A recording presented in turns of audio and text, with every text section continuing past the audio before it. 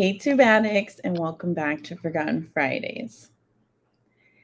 Before we get started, let's talk about some true crime news. I know we all have heard that the verdict is in on the Kyle Little Dick case.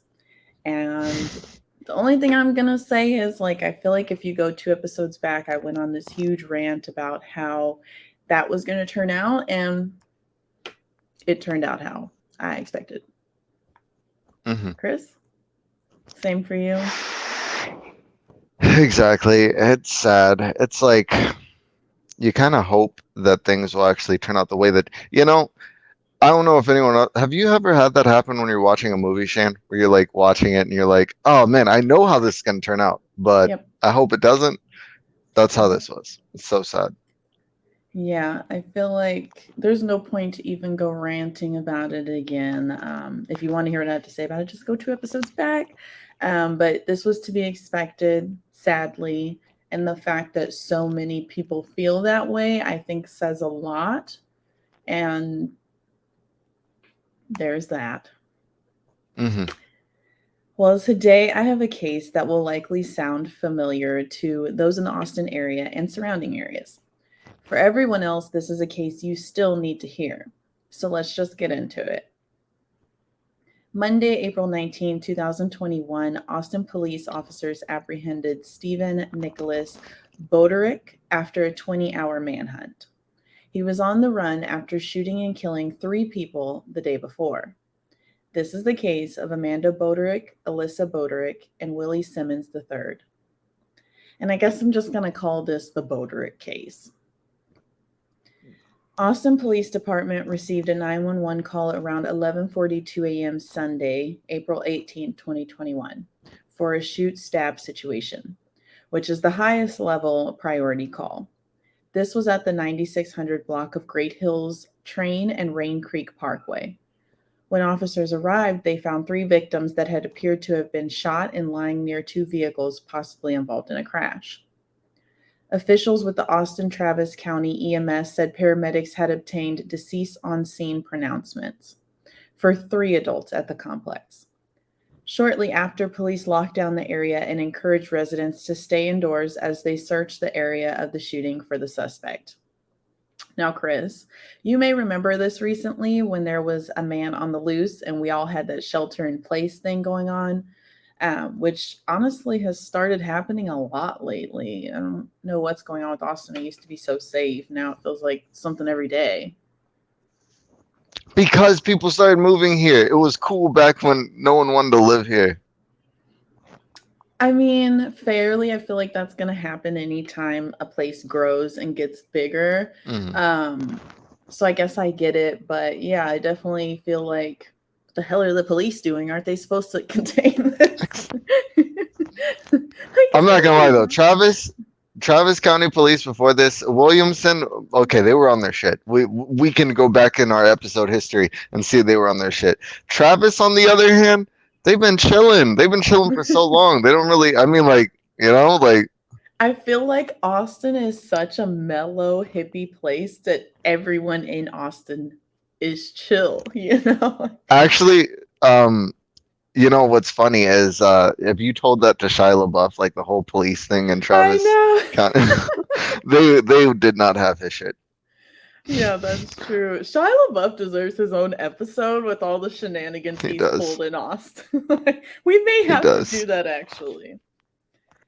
Now, the shelter-in-place order was lifted at about 4:45 p.m., and by this point, Stephen Nicholas Broderick, 41 years old, had been identified as the shooting suspect, and the situation was listed as a domestic violence situation. But he had not been found or charged as of 3 p.m. Sunday.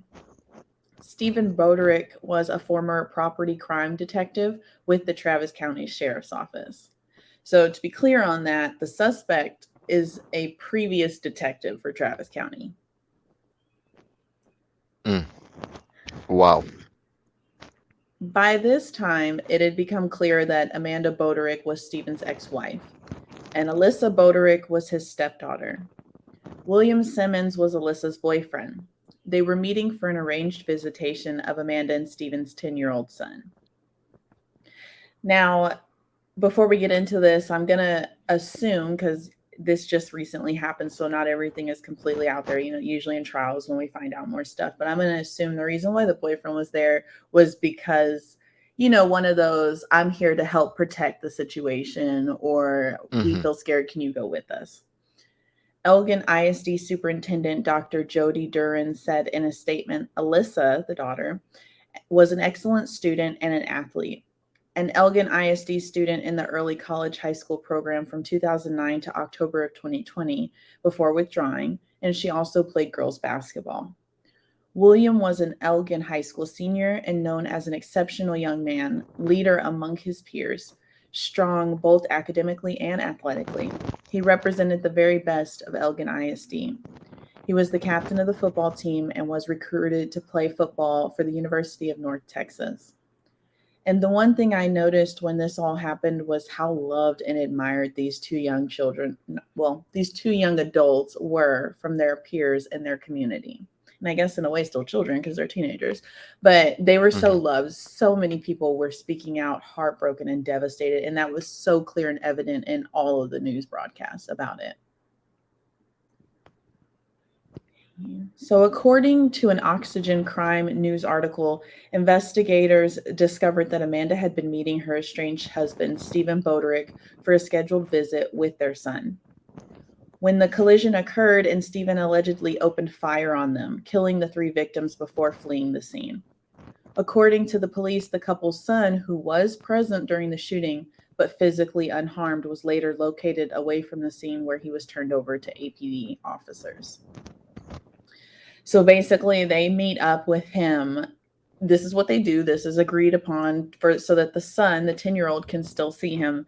And at this meeting, he crashes into them and opens fire on all of them. And the son is there. So he does this in front of the son. Manor police would apprehend Stephen the next day around 7 a.m. after authorities received a call about a suspicious person matching Stephen's description walking along Old Kimball Road. Manor police officers arrived at the scene and conducted a high-risk stop and took Stephen into custody. Police say Stephen had a loaded pistol in his waistband when he was apprehended. And I'll go ahead and put a link in the description for you guys to look at that video of him being apprehended. But Chris, what can you make of this, opening fire on your son's mother's sister at a pickup? In front of the son. Yes. In front of the son. What do I make of it? Shan. One, this does fit our usual the usual surroundings of our case. It's weird, Shan, that it's continuing to be a family situation, like a boyfriend, some sort of relationship, it's weird that it's based around that every time. It's like, oh my gosh. And I don't understand. Maybe I'm thinking that he just couldn't let her, that's so weird, but at the same time that's just possessive, you know what I mean? Yeah. And it again also Oh goes gosh. it also goes with the things we've talked about previously about those people who have worked a job of power where they may have been in power, and then that power makes them feel like they can do things like this Not too. and get away with it. Mm.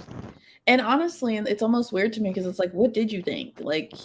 This wasn't any kind of crime. Yeah, this is blatant. Yeah, we knew it was going to be you, basically. It doesn't even make sense. And to be a former, you said he was a detective? Yeah, he was a detective with Travis County Sheriff's Office. So not even just the police department, the sheriff's office. So I know we're all wondering why and what the hell happened here. Well, according to police records, Amanda had filed for divorce from her husband shortly after he was arrested in 2020 for sexually assaulting her 16-year-old daughter, Alyssa. The teen had told her mother about the abuse, and Amanda immediately reported it to authorities. A physical examination was done on Alyssa, and it uncovered signs of trauma. The former sheriff's deputy spent 16 days in jail on charges of sexually assaulting a child family member. His bail was set to $50,000 on June 22nd of that year, according to the Austin American-Statesman. Amanda had also taken out a protective order on Stephen, telling authorities she was afraid of him. In her application for the protective order, she stated, "I'm afraid he will try to hurt me or my children because these allegations have come out and he may lose his career. Stephen has prior military experience and is SWAT trained. If he wanted to hurt someone, he would know how." As a part of the protective order, he was prohibited from going within 200 yards of the couple's daughter, Alyssa, although he still had a once monthly visitation with his son. Stephen was initially ordered to wear a GPS tracker after posting bond for the child sexual assault case. However, a judge ruled in November that the device could be removed after he'd worn it for over 100 days without any substantial violations. The most disturbing part of this whole thing is that when Stephen got out on bail, Alyssa, who was 16 at the time, went to the courts and pleaded with the judge to keep him away from her and her family. She was requesting the protective order. She told the court he had sexually assaulted her and explained years of abuse that included strangulation. In the June application for the order, she said, "I'm afraid that to him a protective order will just be a piece of paper. I'm worried that he'll come after my family and try to take my brother. I'm afraid he might hurt me or my mom for coming forward." That protective order was granted, but nearly 10 months later, Alyssa's fears came true when he killed her. So, yeah. Shan, how was he a detective? One, I think it was last case. I said that like people should, like they should psychiatric test them. You should have seen that this was inside of this man. That's just me personally. And then as humans, Mom, why'd you like? I won't speak on the dead, but I will say like you gotta like you can't just let any man around your, especially your daughters, your sons too. It I just don't think that your kid should be like safeguarded. Like there shouldn't be an opportunity for a devil like this to just be introduced to your family situation. You know what I mean? Like, Well, the whole thing about it is, though, is there's not a lot, again, this just happened, so there's not a whole lot of information, but I mean, they have a 10-year-old son, and this just barely happened when she was 16. So, to my understanding, is she's been with this man for 10 years before he's done this. You know what I mean? So, it's kind of even but more scary. she does say that like there was years of trauma and things like that, so this Mhm. was going on like for years, which is really sad that at 16 it just came out that he did all that. He did much more to her, and I can that's horrible. And the fact that, and then it really shows because she goes to the judge knowing what he's capable of because he has committed, like with people like this. And it's sad because like like in my lifetime I've experienced people like this. And as a child you do have that like, and it's real for a child in this situation, you have that fear, like this person will kill me, this person will hurt me, and no one's going to be able to do anything to stop it. I'm Right. helpless.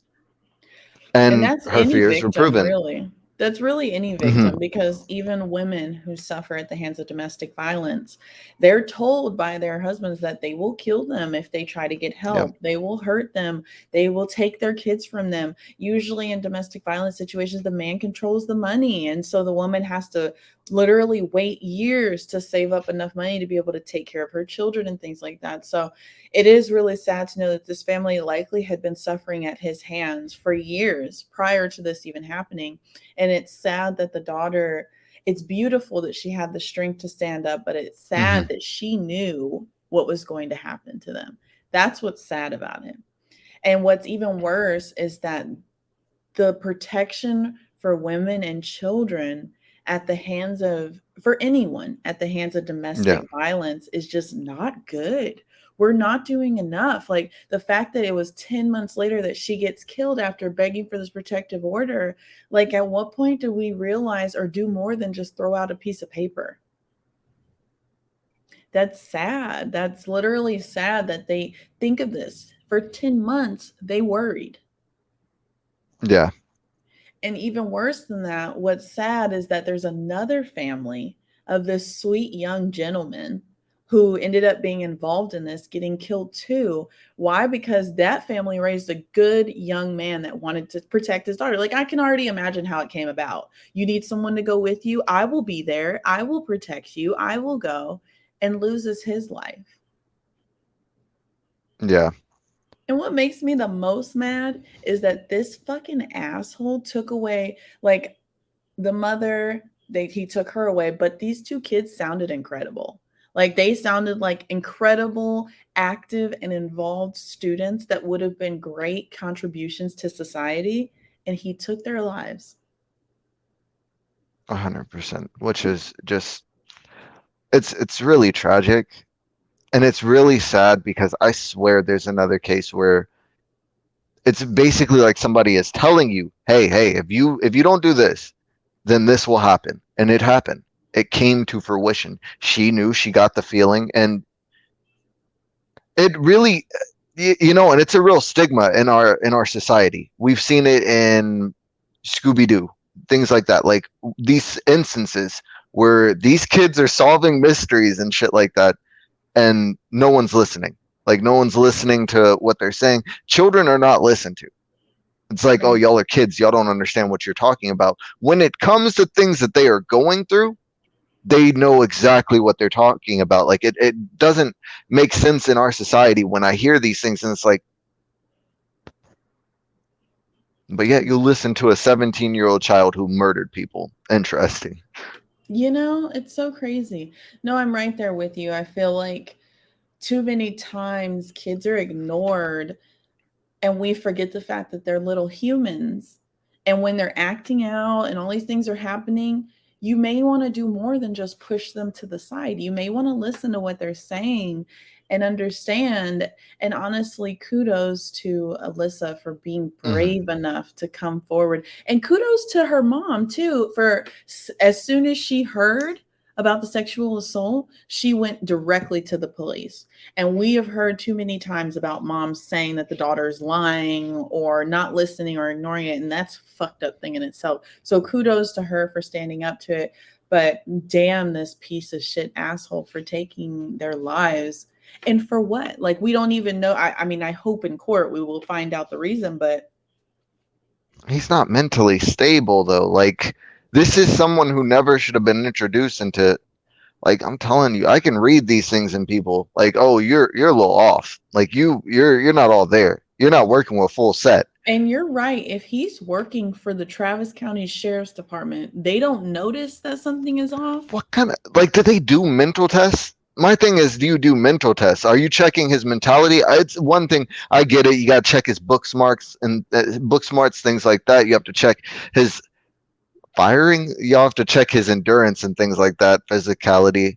So there be some unphysical looking police officers. I gotta see them run. I'm just saying. But my point being is, where's the mental check? Like, Yeah. where y'all checking his mental stability to see if And will he kill someone if put in a situation? And it seems like it's something that should be checked periodically, not just once, because as humans, we go through things throughout our lives that can cause us trauma and things like that. That's why you see, like, on movies where a cop will have something traumatic happen and now he's acting Hmm. like a dick and hurting people and things like that. So it's like, if we know that humans go through things and a cop is a human, you would think that would be something that's checked periodically. Oh, you're going through a divorce. We hear you're going through a divorce. We should probably, you know what I mean? Like, or Yeah, anything like that. and I know that this isn't a popular opinion, but I don't think that people should be able to carry guns in city limits. Open any of that. I just don't think that I don't think that a gun is something. If you took it off the board and no human could like hold this, well then I'm just saying people only use them because other people. This is ridiculous. I feel like what I will say is that Texas has a lot of nerve taking the restrictions off of purchasing guns when they have a lot of cases like this where someone violent gets a gun and kills someone. This happens a lot here in this state. So I'm not going to say I don't feel like we should be allowed to have guns, although, but what I will say is the requirement that someone not have a domestic violence rap sheet or not have violent acts on their record, like why would we take that away? That is a good thing. We need to check for those things. Why are we letting people with a violent past buy guns and kill people? So Texas, do better, dude. You're the main one. Yeah, it's like if you don't have a felony, then yeah, you can buy a gun. That's all. And with so many domestic violence situations where the people are going and then killing somebody when they don't want to be with them anymore. We are a Texas true crime podcast. Every fucking episode we've told has been about somebody being mad at someone and fucking killing them. So why do we not have restrictions on guns? I'm just saying, I think all those cases, the boyfriend did it. I think we can just assume now that the boyfriend did it. And with that older man, it was his wife. Dude, statistically, though, the first person that you look at is the spouse. They never do. They never do. They be free living their best life. So the divorce was still pending at the time of her death, which is fucked up. Amanda's lawyer said she was a kind, loving mother, a friend to everyone she met, and a highlight esteemed client of their firm. Officials said the 41-year-old had been held without bail in Travis County Jail since his arrest on April 19th. Under Texas law, a person can be held without bail under limited circumstances. Because Mr. Broderick committed these heinous crimes after he paid a money bond to be released on charges related to sexual assault against a child, Texas law permits his detention without bail, which is good. District Attorney Jose Garza said his office is committed to doing everything they can to hold Broderick accountable and ensure that he causes no more harm to the community. As of now, the case is pending in the 299th Judicial Court. Amanda and Stephen's son turned 10 just 2 days after the tragic killing. His whole family is gone, and that is truly the worst part of the whole thing. You don't get to celebrate your birthday. You are dealing with the loss of your mother and sister. In front of your face. Yeah. By your psychotic daddy, pretty much. Thanks, Dad. Thanks. And that's what I don't get. Like, what was the goal, bro? Like, you're in jail now. You didn't even get the kids. So you're just genuinely so hateful that you just wanted to make sure that they couldn't live because you're a hateful bitch. Am I allowed to cuss on YouTube? Again, he's like, because he's not stable, Shan. He's not a stable person. So whatever actions he does, it's not like we're going to be able to understand, because these are the acts of a crazy person. And I just wish, like, in this podcast, if you take nothing away from what we say, just like, if you're a parent, ask the questions that are weird, or you would think that, if you're a parent, you're with someone who is not the biological. It's sad to say, but you gotta ask certain questions to your child. Just kind of check in with them, like, hey, is everything okay? Like, nothing weird's going, like, because though you don't want to think that could happen, it can. And a child's not going to say anything because this person will make it feel like, like there's nothing weird, nothing, like they groom them. They groom them and they make them feel like if they can't groom them to the point of them just being okay with it, then they threaten them and make them feel like, well, if you say anything, I'm going to hurt your mother. And for a child, like, the whole thing about it is that a child isn't an adult. So they can't think like, oh, wow, I'll just go tell the police and then they can't hurt my mother. A child's just thinking, I don't want my mom to be hurt. That's it. You feel helpless. And notice that this child did go to the police and nothing. And look what happened. You know what I mean? Sad. Like, because sometimes you can still go to the police and still be a victim one way or another, because there just aren't protections for people when it comes to domestic violence. And we've known that for a long ass time. I've said this on the podcast before. What is the most dangerous time for a person leaving a relationship that has domestic violence? When they leave, because that person no longer has the control, and they're in that state of feeling like if I can't have you, no one can.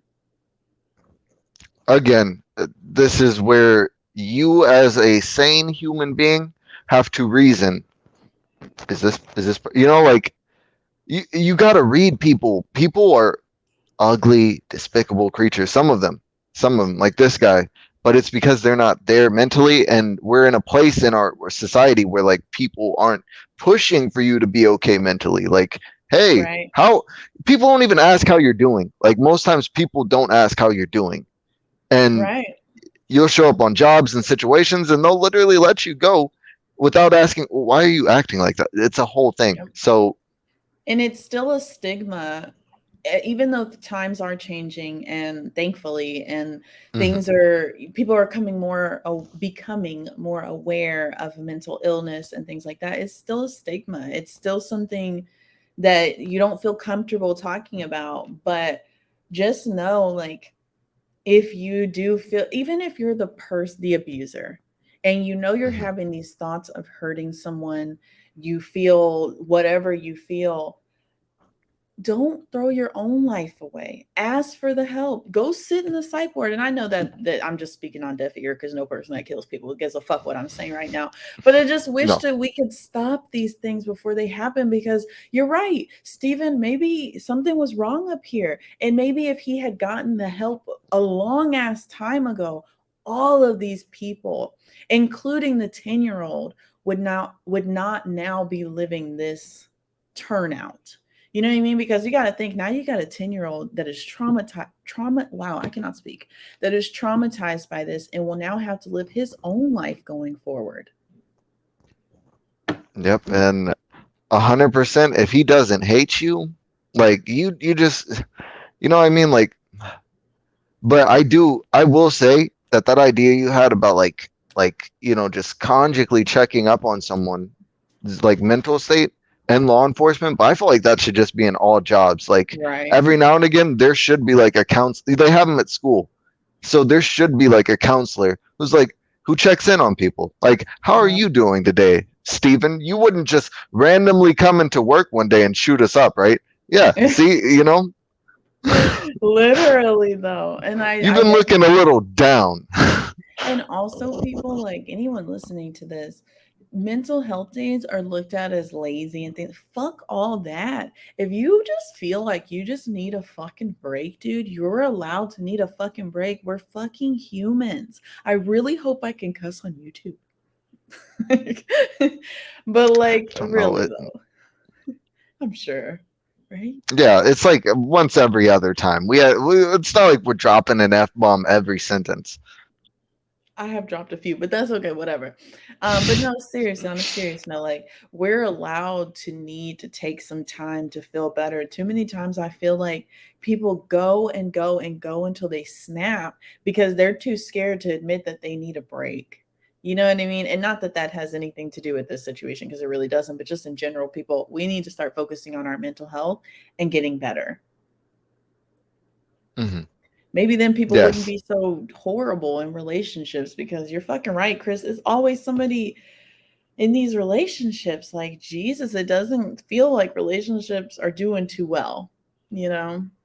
exactly. You see, and this is where I've come to in my modern life. People be like, "Oh, COVID. That's the reason why I don't talk to people. I don't talk to people because my podcast. That's why. Because I'm in this podcast. You see what I'm saying? Like, It's only a are you matter gonna of try to kill time. me?" Yeah, it's only a matter of time.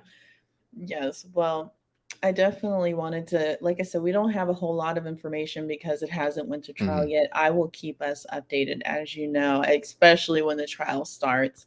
And Please do. I will definitely. But I wanted to tell it because this is a big, big case that focuses on domestic violence. And if these situations sound familiar to you, or if you find yourself in a situation where you've put out a restraining order, you still feel threatened, do not feel like you shouldn't do more or that you're overreacting. Protect yourself, because people are fucking crazy. Dang it, I said Hmm. another F word.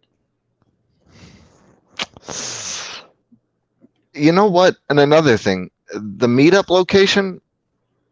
Mm-mm. That's not where I'd meet someone. Meet meet at the police station parking lot. At the most open place I can meet at, I will meet there. And Yeah, yes, you know what? The police parking lot, perfect. I it is. think if you're gonna meet anyone, meet them in the police parking lot.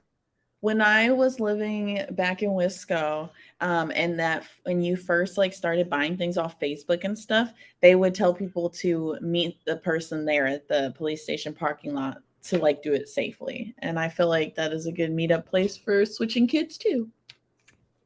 That's genius. That's genius. Unless, I mean, just be smart, people. Don't go meeting at police parking lots for some stupid things. Yeah, I don't think we even need to go into that. Well, make sure you guys catch us on next week's episode of Forgotten Fridays.